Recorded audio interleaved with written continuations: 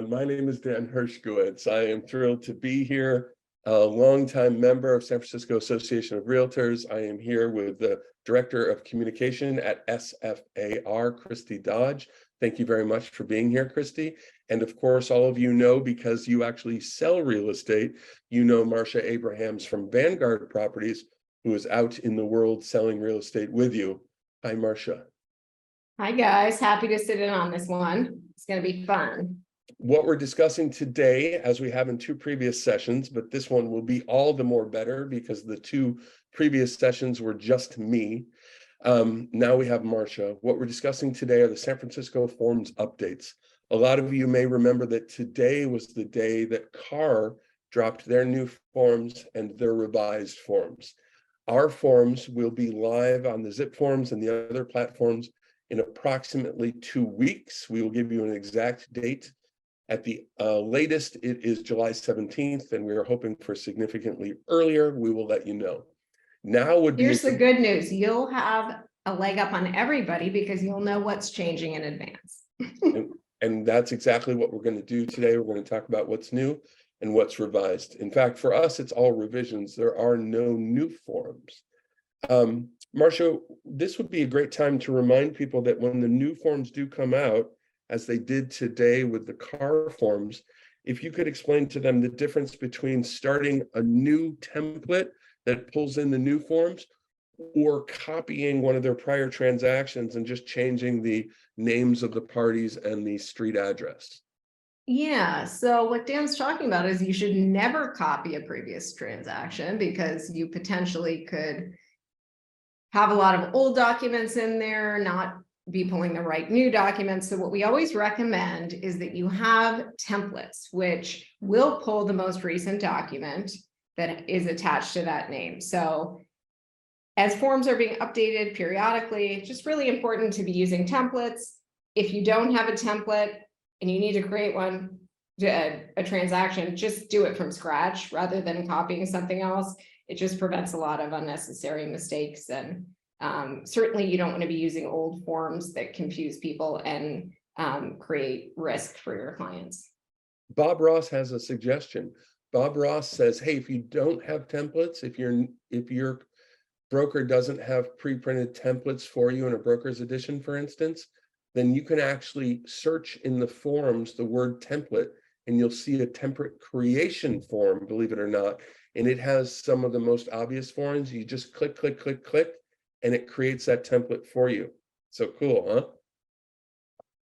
Thank you, Yeah, Bob that's Ross. a good reminder. That's a great form, the template creation form. All right, well, today we're talking about the changes.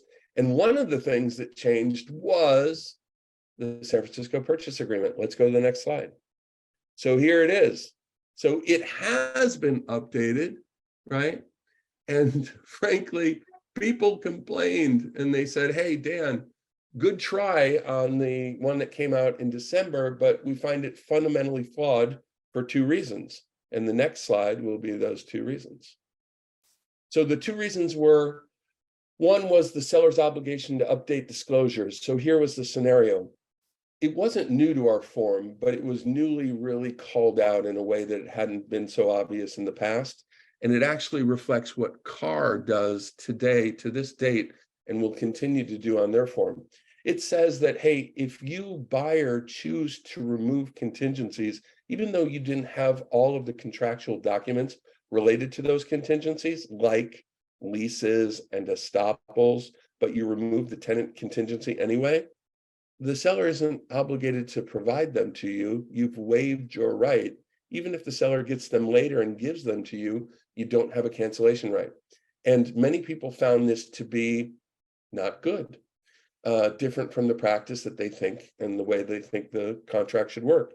And Marsha really heard that, and she heard that from a number of you and from a number of managers, and she came to me and helped us work through this and led a subcommittee of us to attack this issue and see what the members really wanted.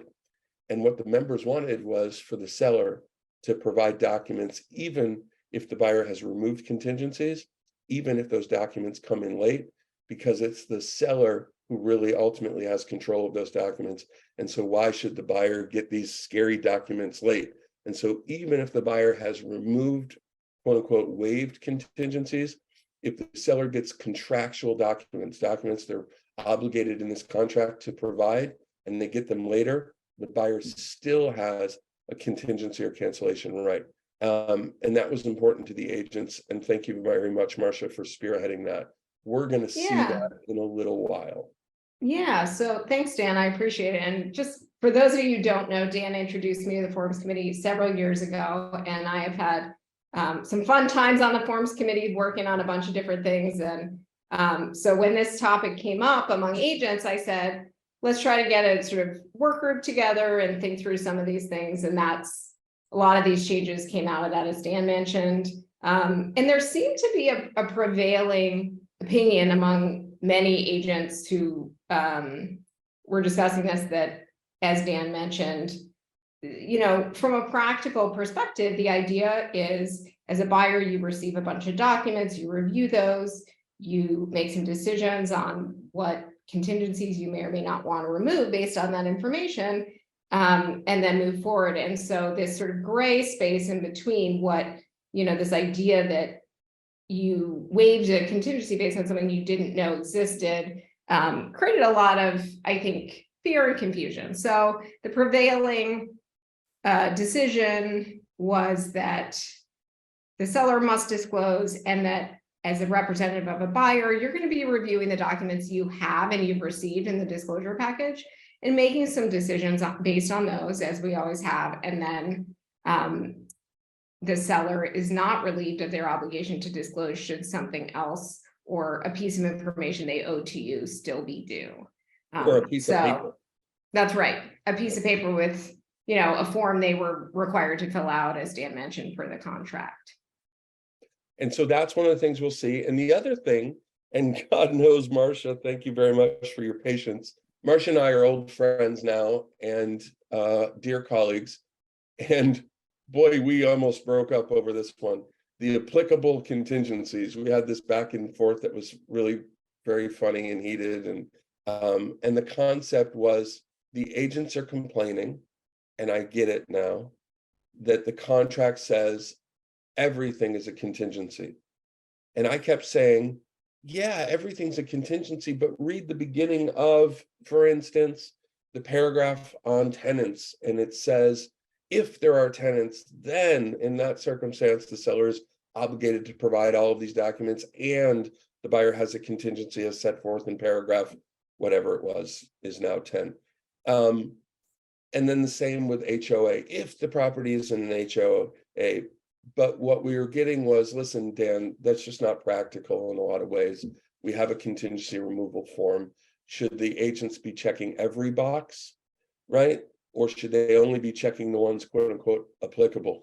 And we had a back and forth, and now the contract is clear. And so is the contingency removal form. It says, listen, not everything is applicable. Not every contingency is applicable in every circumstance. You're only obligated to remove the contingencies which are applicable. Now, how do you know if it's in an HOA, and how do you know if there are tenants? Well, the good news is that the seller has a contractual obligation to tell you. And if they tell you late, right, or you learn late, now they're obligated to provide you all those documents, and your client does have a contingency. And if they never told you and you closed escrow and you only found out after, well, your client would be going to a lawyer, but the lawyer would be looking at the contract and saying, hey, the seller breached it. They had an obligation to tell you that these things existed, and they didn't. All right, so those are two of the big things, but one more point on the contingencies. One of the reasons this conversation got so heated was because there's no longer an all removal. And so this conversation kept coming up of, do you, as Dan said, do you check every box? Where's the all? And so with this new release, you will only be removing contingencies that apply to that particular property and the circumstances of the sale. And by the way, while we were at it, we couldn't help ourselves, right? There were some other concerns, and we made some other changes. And I think you'll agree that our contract is really quite good, better than it was, clearer than it was. I also want to throw a shout out now to Zach Webster. who was Yes. also really instrumental in this, and to our SFAR president, Damon Knox, who attended all of these meetings and brought the bagels. We appreciate you putting in the budget in for the bagels. And Zach Webster, for those of you who don't know, he is an attorney. He works for the Sotheby's on Lombard, the former McGuire office, and he was great. And of course, we have the same old characters, me and David, Patrick Conley, Bill Jansen, and then we had several agents volunteer and help us, and we really appreciated their help. Okay, let's go forward. So what about the format? Is this the first one or the last one? There we go. What about the formatting and appearance? So Marsha, tell us, did we get a subcommittee together? Who was that? What did they do?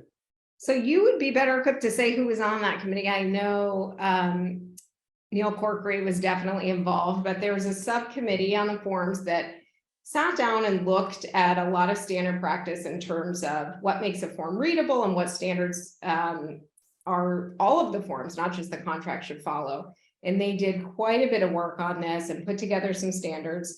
And so the contract, as well as all of the other forms over the next year or two, will be updated to meet those criteria. And I think you'll see that in this contract, it is actually much more readable than it used to be. And I'm hoping that you appreciate the irony of this page that is intentionally ugly. I will say one other thing about this, from a formatting perspective, we did space this contract out a little bit more between paragraphs. So you may not notice it at first glance, but it has some additional readability from that perspective, just visually as you're jumping from paragraph to paragraph. Cool, let's get into it. All right. And just starting at the top. So you remember there always was a checkbox here for the TICs. There's now a checkbox here also for stock co-ops. And if you check either of those boxes, the programmers have been asked, and I believe it will work, to bring that addendum right into the contract. But right above, there's also a modest change. What is that, Marsha? So yeah, there's a change right above that yellow, the top of the yellow line that says this offer expires on X date at X time. This offer is not valid without an expiration date. So many of you may remember the old contract and current contract has a default expiration that one could rely on. So if you were to write an offer without, quote, without an expiration, it would default to, I think it's 2 days, 2 or 3 days. Anyway. Yeah. It no longer 2 or 3 days exists in this version. Right. But it was also strange, 2 or 3 days after presented. And the question was, who the hell knows when it's been presented? And do I want to rely on the other agent to be honest about that?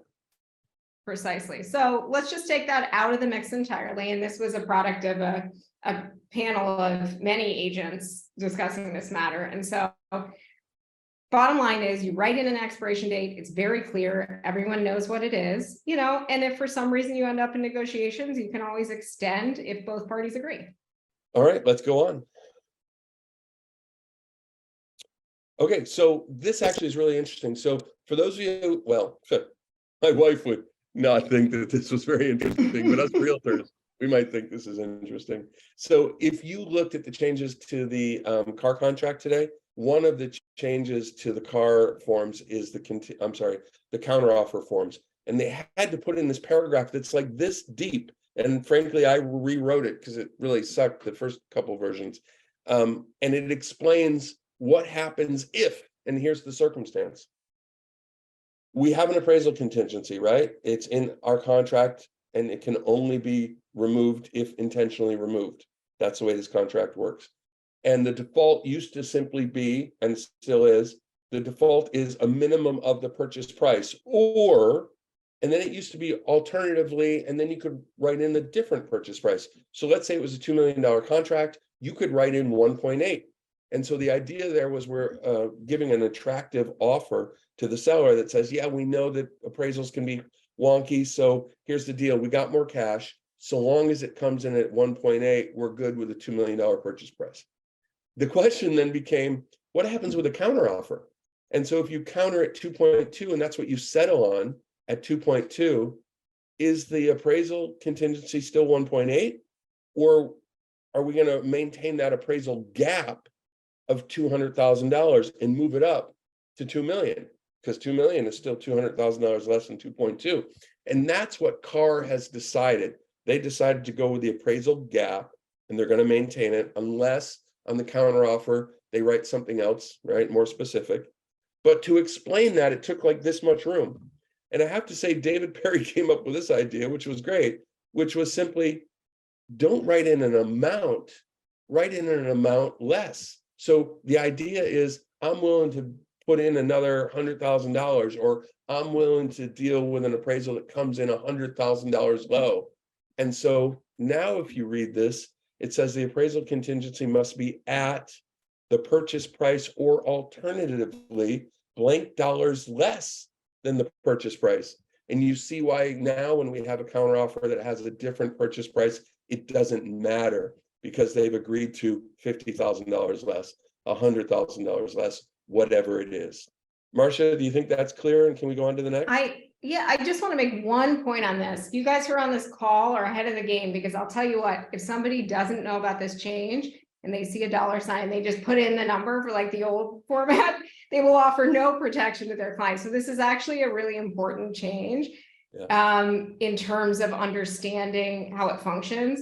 So that sentence is critical. Make sure you're writing in that spread and that you're explaining to your clients how it operates. There will be an occasion where there's $2 million purchase price and they write in 1.9 here. Right. And it will say $1.9 million less than the purchase Correct. price. The good news is we're all going to know what that meant, and good luck getting some lawyer to fight for you on that one, right? Let's be kind to each other. And if you see that, please remind the person that, hey, I think you made that error. Okay. All right. What's next? You know, what's next here is we've always had this box. Well, always. Since December, we've had this box. I forgot we had this box. I've been teaching it as though this whole box was new. The only thing that was new was that we put in the first one, contingency for the sale of buyer's property, because we were seeing more of those. What we tried to do here is put in the most obvious ones. And if and when you check one of these boxes, this addenda, whichever one it is you check, will come up. And including the last alternative there, which is the blank addendum, right? Addendum number blank, you write it in. And that's what we see quite a bit, but maybe it's a backup offer. Maybe we're including the seller's intent to exchange addendum because that was in the disclosure packet and we know that that's what they wanted, right? Maybe the buyer has an intent to exchange addendum, or maybe it's contingent on the sale of buyer's property. These are very convenient. Just check the box, the form will pop up for you. Good. All right, why don't you take this one, Marsha? This is the, Yeah, so this is the grid. We're all familiar with it now, I think, in both contracts. There's some language changed in that intro paragraph saying it's only the applicable contingencies, and Dan spoke to that earlier. So there are a number of places throughout the contract where that language is updated just to reinforce you're only removing applicable, there's no gray area there. And there's a brand new contingency, which everyone's going to be super excited about. And I'm going to give it extra special shout out to Zach, who was already mentioned, and Kevin Kropp as well, who talked a lot about this insurance issue before it actually became a public thing. And so we are ahead of the game on this, which is awesome that we have this now. I'm sure we're all familiar with everything going on recently with State Farm and other insurance companies pulling out of our marketplace. So now we have a standalone contingency, and it operates like any other contingency. It's relatively broad as it relates to insurance. And so that no longer lives in the investigation contingency. So it's nice as the carve out, you know, if your client's happy with everything, but they just want to make sure they can get insurance, which is a real question today, I would say, for any property, they can retain that contingency and remove it when they're satisfied. And also they won't remove it by accident, right? And so that's one of the reasons that we require each contingency to be removed individually and no longer the all, because it makes a discussion with you and your client, right? Oh, insurance, what have you done about insurance? Before, the insurance contingency was wrapped in the investigation contingency. And so you would remove the investigation contingency only to understand, oh, shoot, the insurance may be a lot more than I want. Or how about this one? the insurance that I have is not acceptable to the lender. Oh my God. Yeah. Right? So we have a separate insurance contingency. The other thing that's so important here, and let's look at the last bullet point on the top. This is back to our fundamental change in the purchase agreement, and it lives right here in paragraph 10. It is in the middle of the paragraph. You'll see the reference here to paragraph 45. The very next sentence starts, and that's what's in bold here at the last bullet point. It reads, and I'll read it for you.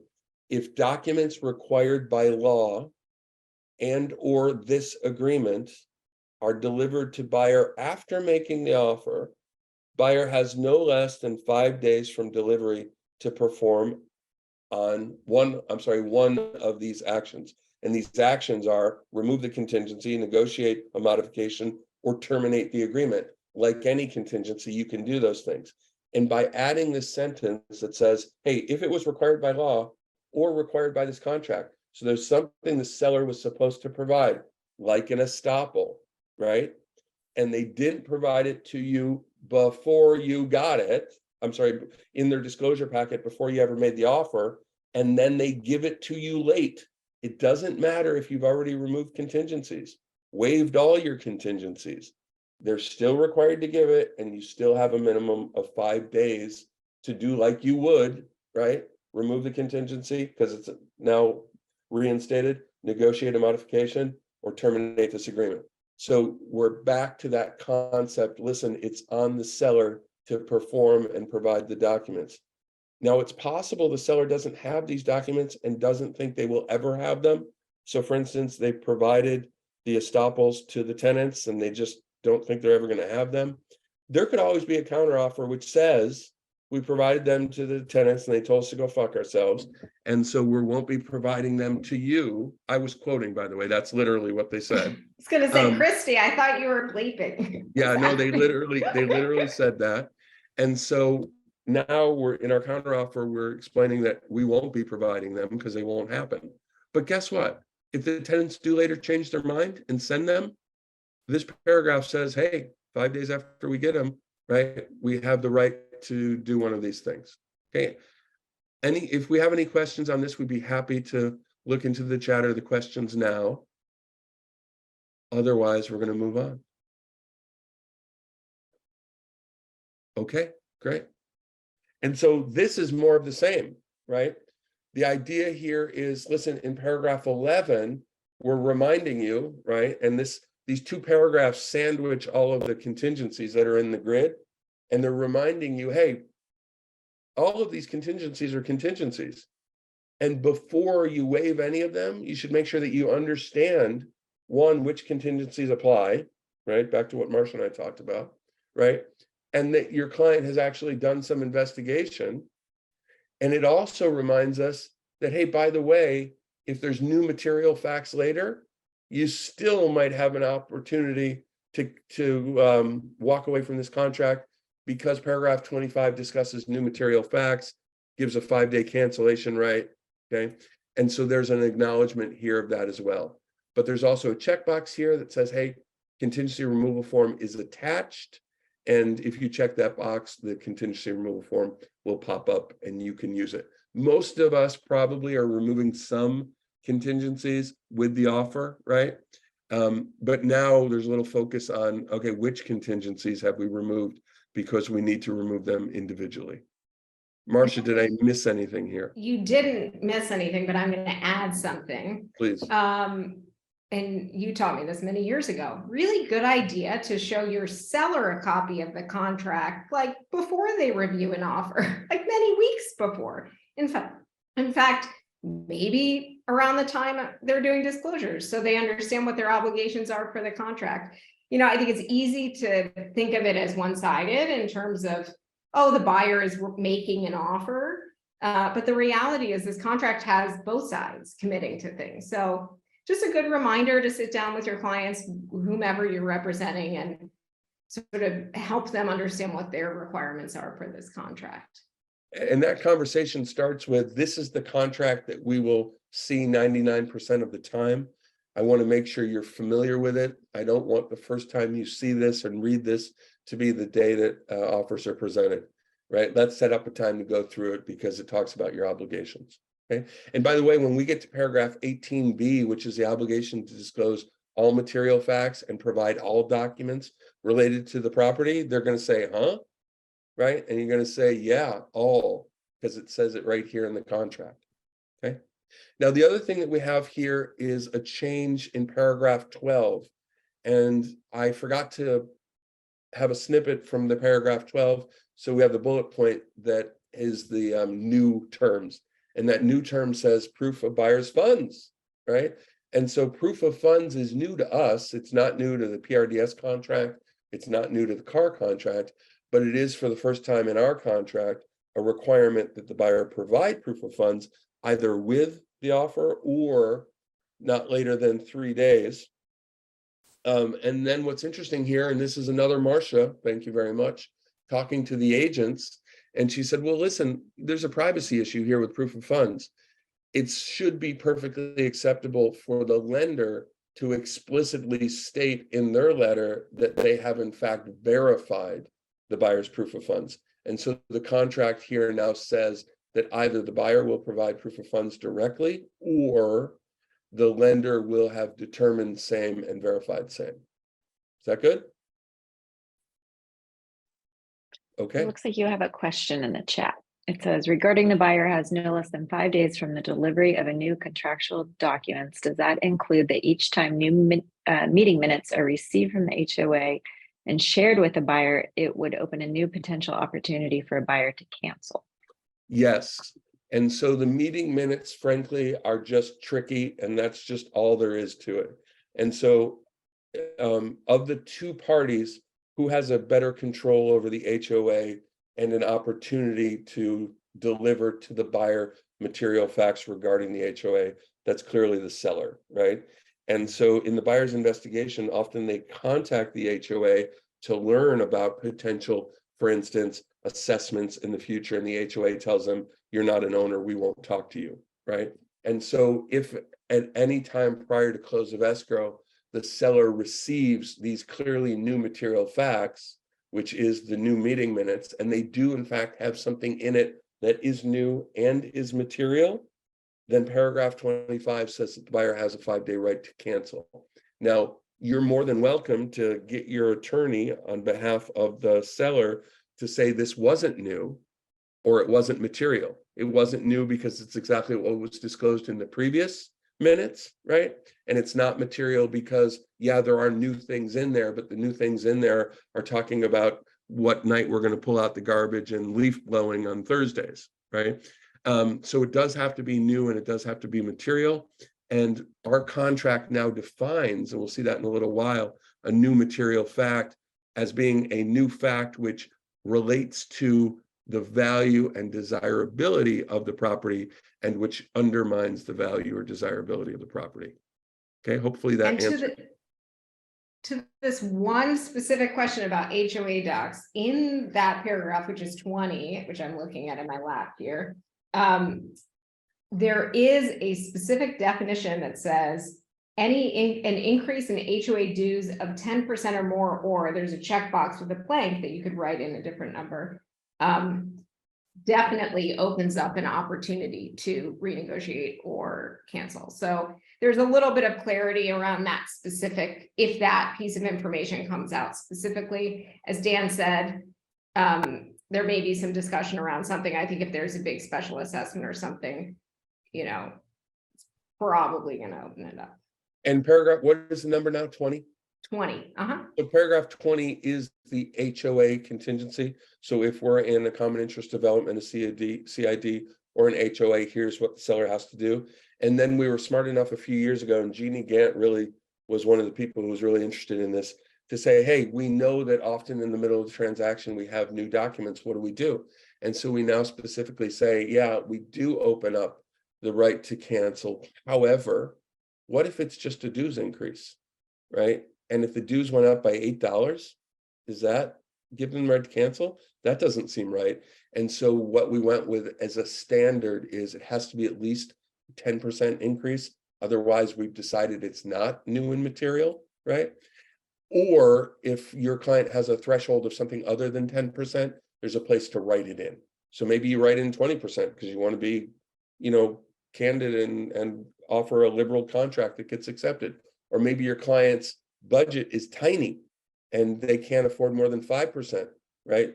Because they just won't have the funds anymore to qualify for the loan. You could write that in. Okay.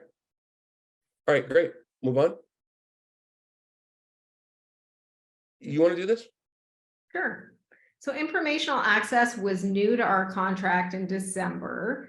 And this is similar to CAR. So any of us who use CAR regularly or periodically, we know there's an investigation contingency, and then there's this other informational access. So this allows the buyer to visit the property for informational purposes only, as it says in bold there.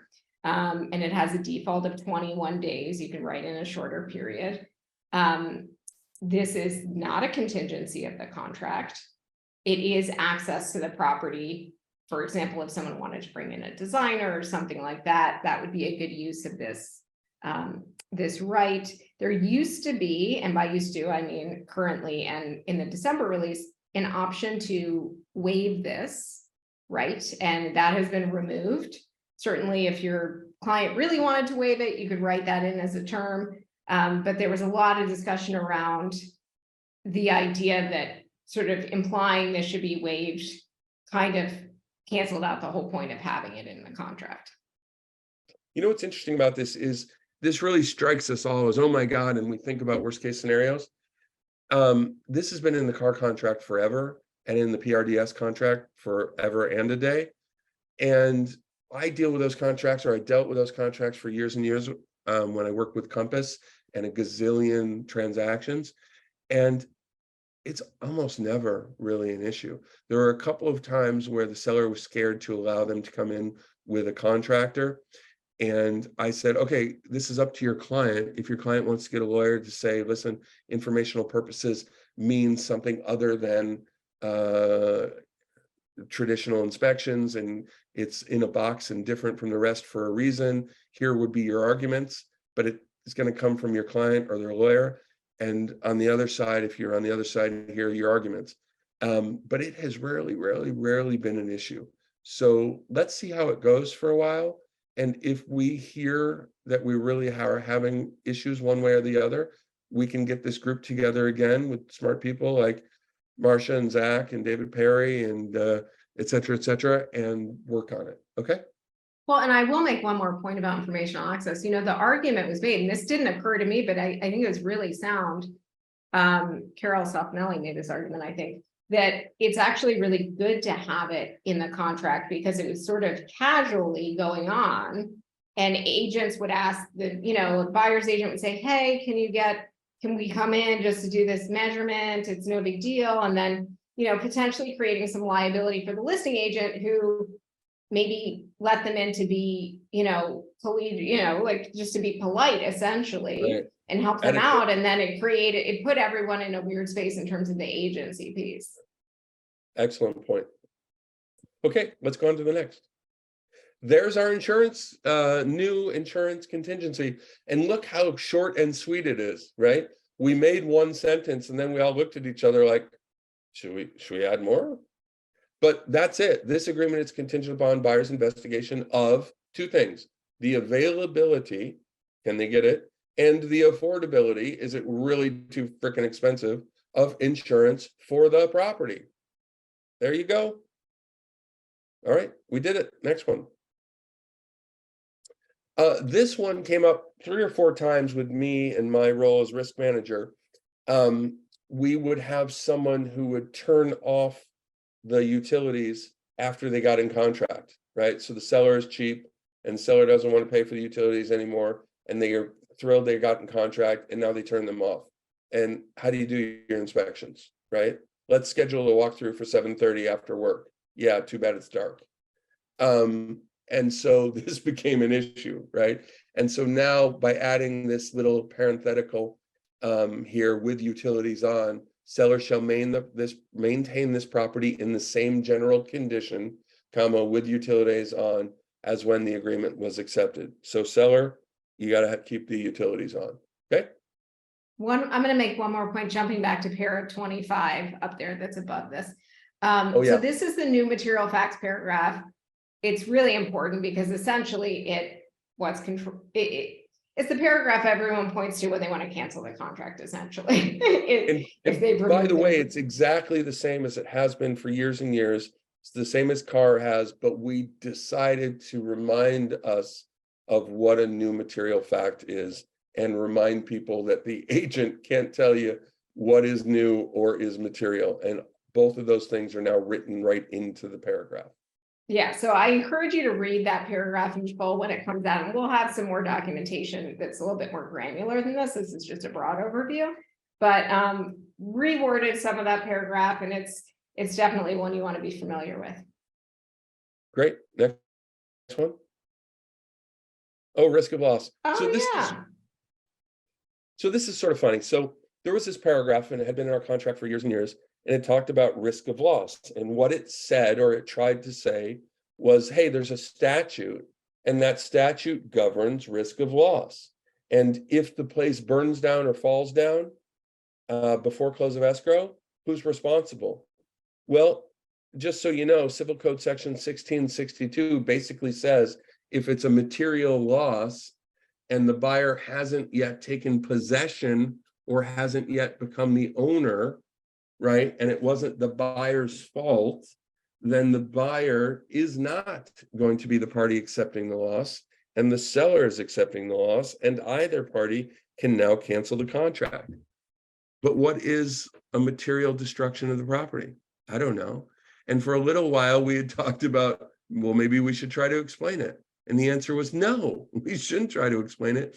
But there was a request to put this paragraph back. And so now it's all we do is we reference the statute that says what it says. And if and when you're ever in a situation where you believe there's a material destruction of the property, you now know what section your client and their lawyer could go look at. And you can say, the paragraph 46 says to look to Civil Code Section 1662. You and your lawyer should go do that. Come back and tell me what you need to do.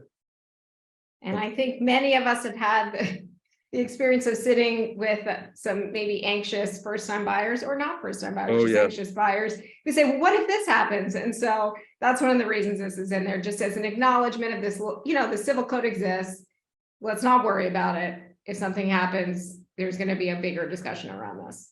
So, Marsha, thank you so much for that point. So that's the difference between an agent out in the field and someone like me who just refers now and forgot what it's like to be out in the field. So yes, I forgot about that conversation. Thank you. All right, what's next? My God, that was it for the contract? Okay, good job, Marsha and Dan and Christy. Thank you very much. That was it for the contract. We have a couple of other forms that have changed. I think there's 3 others. The changes are not huge, and we will go through them now. Are we ready? Let's do it. Okay. So this is the contingency removal form. The first paragraph here, before we get to what contingencies we're removing, was always a little cluttered. It is less cluttered now, and it simply basically says the following. Hey, you're about to do something that's important. You're going to remove contingencies. And that presumes that you actually reviewed the documents and that you're satisfied and that you made these decisions on your own. It wasn't your real estate agent who made these decisions for you. That's basically what this says. Okay.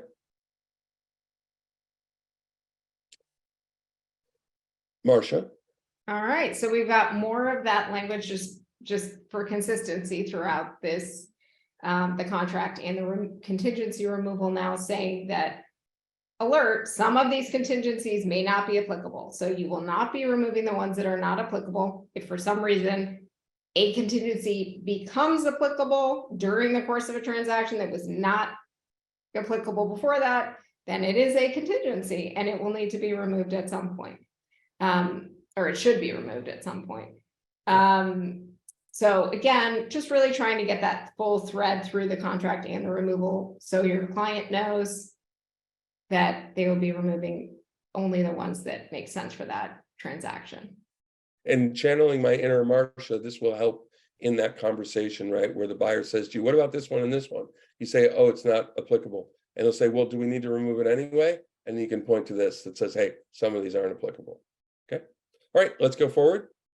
So there we go. Look at them all, and look at the order, Marsha. Am I mistaken, or are these in the exact same order that they are in the contract?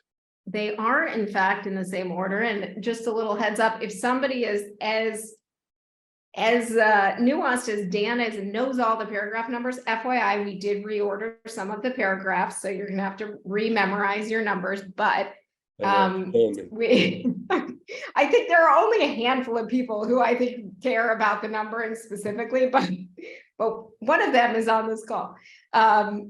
And so what we've done is tried to match everything, make it as clear as possible. And then you'll see all of the references. So what you're going to see there at the top is where it says 4C, 12. What that references is the grid where you're filling out the, actually that's the part where you're putting in the financing amount. And then paragraph 12 is the actual contingency.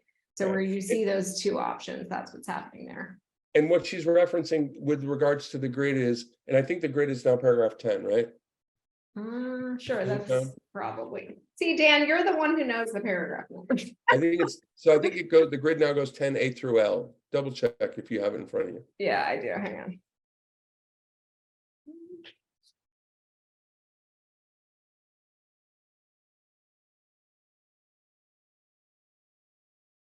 Yes, 10. Okay, great. So the grid and what lives in the grid is just the contingencies.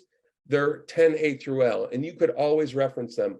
But each of those references has a column that says, hey, this one happens to be about the appraisal, right? Go look at paragraph 5. So one of the columns will say paragraph 5 for more information, right? And that's true of all of these contingencies. You can read the more information. So if you were doing something that had a counteroffer and you wanted to counteroffer the time period that is put into the grid, you might say, okay, paragraph 10C, and 10C is the time period for the appraisal, right? Or you could just say paragraph 5 appraisal contingency is now 12 days instead of 15, right? Either one would be acceptable, but here, what we've done is we've chosen to use the big paragraph that references the thing, the appraisal, the buyer's investigation, the insurance, the title review, right? And so it's all right there. The reason the first two have two references is because, remember, paragraph 4 is where we write in the information about financing, first loan, second loan, and then paragraph 12 tells us all about the conditions and terms for financing. Okay, next slide. So in this contingency removal, we broke out paragraph 17, which has 5 components. 17 are the statutory disclosures. In the past, I think we just had one checkbox for all of paragraph 17. But what if you got the TDS and you got the NHD, but we're still waiting on the 3R report? Then what do? Do you remove it? Do you have to write in the exception? It's a pain in the rear end. And this makes it also much more clear to your client what they're removing. So 17A, TDS, 17B, NHD, 17C, earthquake risk disclosure, which, by the way, might not be applicable. Why? Because the property may have not been built before 1960. Lead-based paint may not be applicable. Why? Because the property may not have been built before 1978. The building permit history, always applicable. Okay? All right. And we did the same with paragraph 18. So paragraph 18 has 2 requirements, and they're both contractual. The first one is that the seller will provide a San Francisco seller disclosure in every instance, even with a quote unquote exempt property. And paragraph 18B, that's the one that's interesting. It's always been the law, but we make it clear, as does now CAR in their contract and PRDS in their contract, that the seller will providing all of the seller's documents and material facts regarding material defects. And so what does that mean? And you'll read more in paragraph 18B. If it has anything to do with the condition of the property, old bids, new bids, things that you think were repaired, it doesn't matter. If the client has a box of dusty documents and they're related to the contract, they need to be provided, and any other material facts that the client seller is aware of. Okay. All right, cool. That's it for this one. The contingency removal. Next is the San Francisco seller disclosure form. Marsha, what is that form? This is the form that all sellers are going to fill out, and it's a bunch of questions, and it has some overlap, a little bit of overlap with the TDS, but more importantly, it covers a lot of things that are more specific to our local situations here in San Francisco. And this has been a product of much work over many, many years, and it's been improved, and we use it every day. So Dan, I wasn't actually involved with updating this form, so I'm going to give all the credit to whomever worked on it, presumably you and David Perry. Well, there were others, certainly. One of the things that we have done, this, by the way, the San Francisco seller disclosure is our version of the SPQ. We don't require the SPQ, we require this instead. The first section are the statutory questions like, and we won't see them here, so hold on for 1 minute. The first section that you don't see here are the statutory questions like, was there death on the property in the last 3 years, methamphetamine, NHD stuff, right? Insurance claims in the last 5 years. That's the first page. And that's required, of course, by everybody. The first section is required by everybody. And in that section, we've now added 2 new questions. And these questions are about either permits in the past and an understanding that, oh, wait a minute, our ability to get permits may be impaired because the property has some historical significance. So if the seller is aware, and it's all about seller being aware, right? Are you aware of any restrictions or limitations on the alteration or renovation due to the property's historic significance? And either your client is aware or they're not. They can check yes or no. And frankly, we give them a don't know, okay? And so that's the first question. And the second question is a question about, hey, what did you do in the past in terms of permits? And did one of your neighbors object? Because if I'm a buyer, I want to know about that, right? So if there was a 311 notice in the past and the neighbors objected, wouldn't I want to know that, right? And so has the property been the subject of a neighbor dispute or objection over alterations or renovations, whether or not the work was completed, including but not limited to a discretionary review? What's a discretionary review? That's our 311 notice. So those are 2 new questions that have been added. Next slide. Section E has always been there, and this is the section that is trying to get at, hey, what else do you know and what other documents do you have? And so Section E asks the seller specifically, are you aware of other material facts or documents related to the property? Remember, we just talked about this in paragraph 18B of the contract. Well, the wording that we use here is lifted from the contract. And so it works exactly the same. So the contract says that the seller has the obligation to provide these things. And so we ask here, do you have, like the contract says, any written documents in your possession or control, whether prepared in the past or the present, including without limitation to reports, investigations, disclosures, appraisals, surveys, blah, blah, blah, blah, blah, blah, blah, right? Or other material facts? If so, attach, explain. And then what's this arrow pointing to? The arrow is pointing to a bunch of examples. And so these examples, instead of having bullet points, used to have check boxes, which was quite onerous, right? Okay, I have this one and this one, but not this one. What do I call this? Which checkbox? And so now we use bullet points simply to say to your client, hey, here are some examples. And we've grouped them, thanks to Neil Corkery, by the way, who did all this work. We've grouped them. The first one is reports, right? The second is investigations. The third is notices. And the fourth is other. And if you see in the fourth, it says appraisals. You're like, why do I have to give an old appraisal? What's it matter that it was worth $312,000 in 1942? Well, it also might give you the square footage and other documentation that would be relevant to a buyer trying to figure out what has happened to this property that now is listed at 3,800 square feet. But in the 3 appraisals, they see, oh, it was 1,200, then it was 1,400, then it was 2,600. Clearly, some things were added over the years, gives them a little bit of an idea. Okay. All right, that is it for the San Francisco seller disclosure. It looks like we have a couple questions. The first is, how can a buyer remove a contingency 18B for other seller documents when the buyer may not know if there are any such documents? Well, here's the beautiful thing, and it is an excellent question. So that's exactly what Marsha brought up originally was, hey, I get that they have an obligation to disclose all this stuff, but how do I know when they've done it, right? And so here's the thing, 18B is in the grid. It says as a default, they have 15 days to do all of this.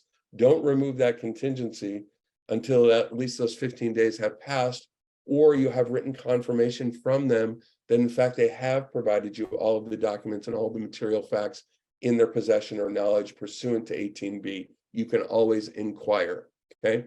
And if they receive these later, well, then our new paragraph 9 and our new paragraph 11, in conjunction with paragraph 25, all says your client will have a new contingency of 5 days to review these new documents because they're seller documents that they should have provided to you. And then you have a right to cancel the contract, try to negotiate, right, or remove that contingency. Dan, can I jump in for 1 sec? Is it a new contingency or is it a right of rescission now? So Because that was a shift. Sure, if it's a new material fact, it's a cancellation right, a right of rescission for 5 days. But the way that paragraph 9 is written now, remember it says you have 5 days to choose one of those 3 things, and those are reinstating your contingency things. I think the way we did that part was a new contingency. You and I can discuss. Yeah, we can chat. If we need to update everybody, we certainly can. How about this for a bottom line? You always will be safest if you assume your client only has 5 days, act on 5 days.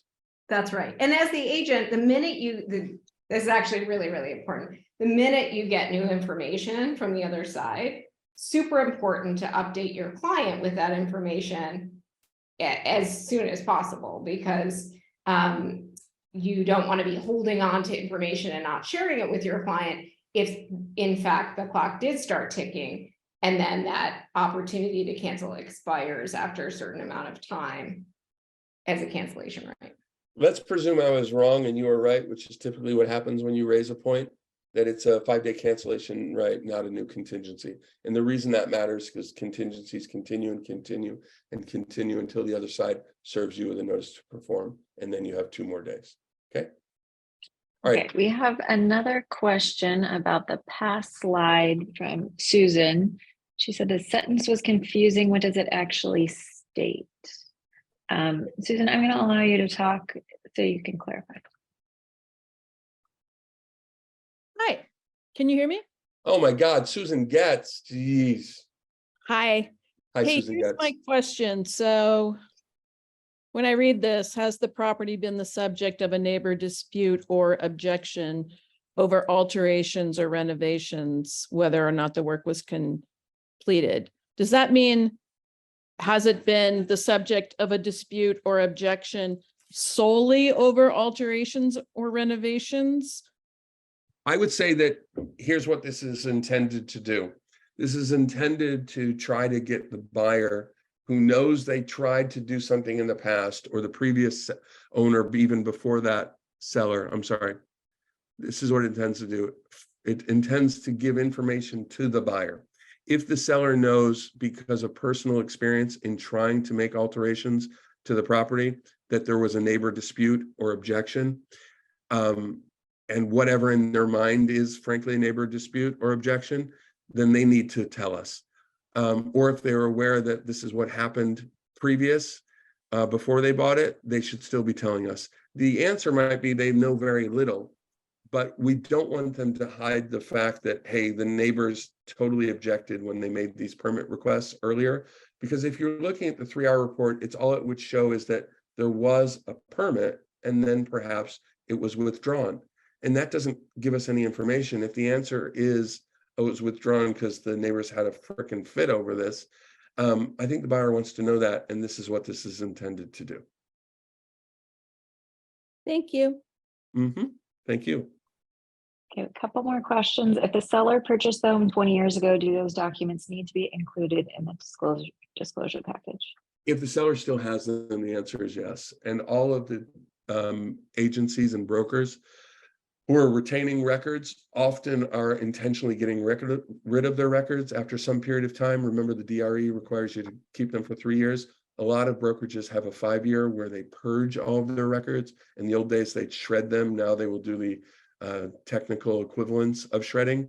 And you too, as the agent, should seriously consider that, because if you have it, it doesn't matter how old it is. You have it and it relates to the property, and that makes it material, and you would then have to disclose it. And the same is true with the sellers. If the seller has an old box of dusty documents, they have to disclose it. If they had shredded them earlier, well, that's fine. But by the way, don't tell them to shred their documents, right? Once you're in a listing, that's not where we're going. Okay.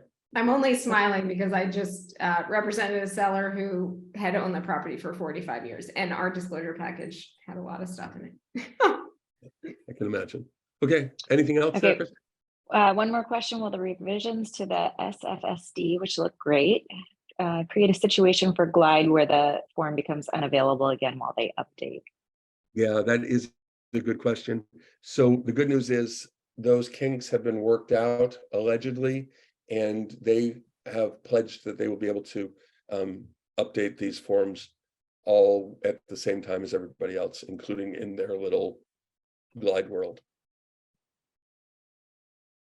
Okay, termination of agreement. Here's what's funny about it. Termination means cancellation, agreement means contract.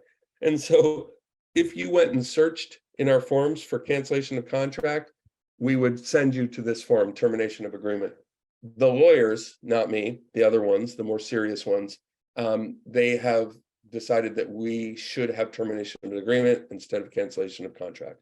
Agreement makes sense to me because over the thing it says agreement with a capital A, meaning the contract, but the termination part, I understand the argument, but anyhow, that form has a first page. That first page is an advisory, right? And so it explains to your client that sometimes cancellation is simple, like the good faith execution of your investigation contingency. You simply didn't like what you learned during your, God, I forgot how long ours is, 15-day investigation contingency. And on day 13, you simply pulled out this form. And in paragraph 1, which is unilateral cancellation, you check the box that says good faith execution of paragraph, and you filled in whatever the new number is for the investigation contingency, which happens to be 14. And that's all you did. You write 14. There used to be, by the way, a place to write in other. We got rid of it because it was only going to cause you problems. You're going to write in something stupid there. Anyhow, this first page explains how this form works. It also explains that sometimes it's complicated and you really do need to go talk to an attorney. But the form, this first page, has been made much easier to read. I would encourage you to read it. You'll learn a little bit. You'll learn that the form is broken up into the cancellation of the contract unilaterally, paragraph 1. Paragraph 2 is the proposed mutual cancellation. Paragraph 3 is what are we doing with the deposit and canceling the escrow. And now new paragraph 4, which is all by itself, which used to sit as part of paragraph 3, is all about releases. Are we releasing each other fully from any further obligations and we can't sue each other anymore? Or are we holding on to some limited release where, hey, we've decided we're no longer obligated to buy or purchase the property and feel free to go sell it to somebody else, but we're going to hold on to the rights to sue each other regarding the deposit, for instance. And let's go on to the next page and we'll see all of that. So here we are, unilateral cancellation, right? Termination, pardon me.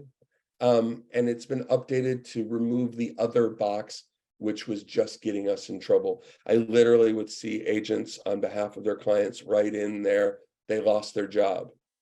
Well, what contingency has lost their job, right? We don't have a lost your job contingency, right? And I've seen a lot worse.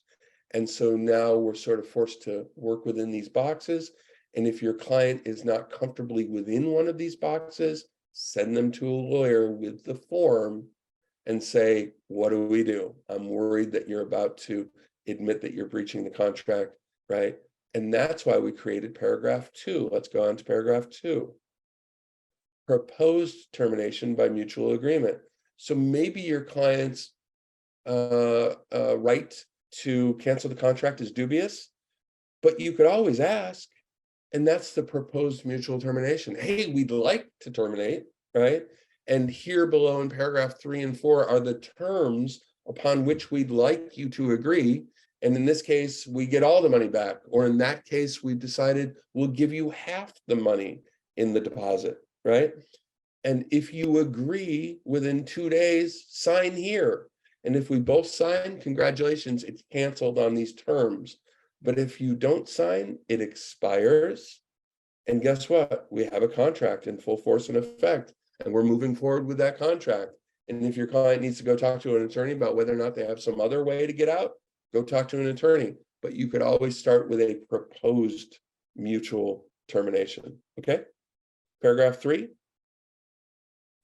is not in front of you. Paragraph 3 is all about the escrow. So it cancels the escrow, and then it tells escrow what we want to do with the money. And that's either release it all back to the buyer, release it all to the seller, hold it, right? Well, they pending instructions because they're not ready. They might fight over it. Or there's another box that says, release this much to the seller and give the rest back to the buyer. So there's some compromise. And then there's another box that says there is no deposit, because sometimes the buyer didn't make their deposit, right? We're in contract, they never made their deposit. Now what? Okay. I'm just And gonna finally, remind everybody, this new contract yeah, please. explicitly says that you are in material breach of the contract if you do not make your initial deposit. So that is not a get out of jail free card. Don't think that it is if you are representing a buyer. And so that's a common mistake, and we put that in the contract back in December. We convinced CAR to add that to their contract as well, and to their cancellation form is really mimicking ours now, including the mutual cancellation concept, right? Each time we come up with something that we think is better, we go back to them and try to get them to do it as well. And we've been fairly successful. And so just on that point for one more second, if your client doesn't put in the deposit, there may be some leverage there, right? But it's a breach of contract. And so the seller needs to serve them with a notice to perform. And at the end of those 2 days, the seller may be canceling the contract. I would suggest that they talk with an attorney about what to do at that point, so that they make sure they reserve their rights. But the contract does say that even then, the seller has the right to sue them for damages, right? So if you're representing a buyer and your client says, okay, let's just not put the deposit in, that is not a get out of jail free card. That does not allow you to cancel. If you cancel, you may still be in breach. All right. And what are we looking at here in paragraph 4, and why are we looking at this? Paragraph 4 now stands on its own, and you need to do something with it. Hopefully the buyer and the seller have agreed to whatever terms, or hopefully it's very obvious that we're just working within the usual means, like a contingency removal or a contingency that we're exercising and canceling based on the investigation. In that case, we'd be selecting 4A, a full mutual release. If the parties have agreed that, hey, we're going to cancel the contract, we want the seller to be able to sell to somebody else without concern, but we're still arguing over the deposit, that's a partial release in B, right? If you don't do anything, then the parties have by default reserved any legal rights that they might have. So we're not waiving any legal rights. I can't tell you what those legal rights might be. They may be none because the buyer has totally acted properly. They may be the right to sue the buyer because the buyer had no right to cancel. So if we don't have anything, that's what it defaults to. If you're ever in the situation where you're like, this is confusing, I don't know what to do, then you're going to go to your manager. But sometimes the reason it's confusing is it isn't clear cut. If it isn't one of these clear cut contingency removals, I would give this termination of agreement form to your client and say, hey, here are the things I don't know how to fill out because you have a unique circumstance. I don't want to ruin this for you and say the wrong thing. You need to go talk to a qualified California real estate attorney and she can walk. Okay. All right. Have we done it, Christy? Is there anything left? Damn it. Okay, here's our last form, and I thank the 57 people who are still with us. It's the GIBS. The GIBS is a general information for buyers and sellers. Ours used to be 70 pages. Marsha will tell you it's been whittled down to 16, and now it's back up to 20. But why is it up to 20? Not our fault. It's the stupid propositions that keep getting added, and you'll see what we've done in the GIBS is simply, next slide, we've added a paragraph at the bottom of permit issues and at the bottom of, what's the next one? Code compliance and enforcement. And this is simply a paragraph that talks about the DBI and their website, and you can go there for information. If you go back to the last slide, I think it has the website address. Yep, there it is, sfarforms.com/DBI permits. And by the way, J. Pepper Martins, thank you very much, spearheaded the going through all of our links to make sure that they are working. And you see that we have these shortcut links that go through SFAR. 2 slides forward, please.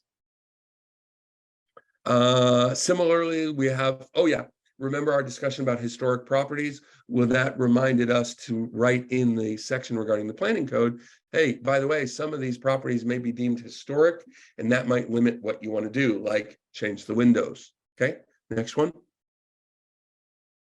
Okay, and so these next 2 are simply all about new damn propositions. And there's 2 of them that are cousins. The first is the rent registry. And so you'll see that beginning March 1st, 2023, well, guess what? That's in the past, right? All San Francisco properties, blah, blah, blah, have to be registered, and explains when and why and how. And before we answer questions on that, yes, the answer is, yeah, all properties. It's screwed up, but true. And what are they doing with this rent registry? Well, that's the next slide. Someday, they'll be imposing a vacancy tax. And so starting January 1st, 2024, for certain buildings, units, for the most part, there's a vacancy tax, and it explains how much that vacancy tax is. It also explains that we, SFAR, are challenging the vacancy tax, among others, with a bunch of money that we have put in and a bunch of money that we have gathered from CAR, NAR, and from our apartment association friends. Okay, and I think that's it. Yes. Yay, we did it.